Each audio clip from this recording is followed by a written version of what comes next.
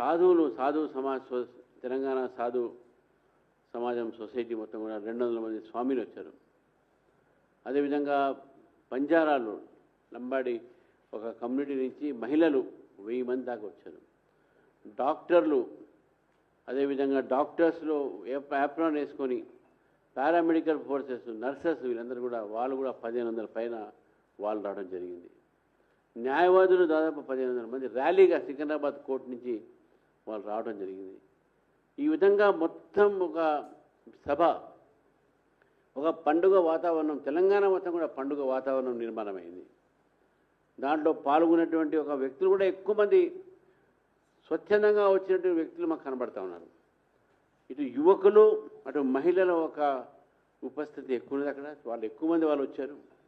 అందుకే తెలంగాణ యువతకు తెలంగాణ మహిళలకు నేను భారతీయ జనతా పార్టీ తరఫున ధన్యవాదాలు చెప్తాను.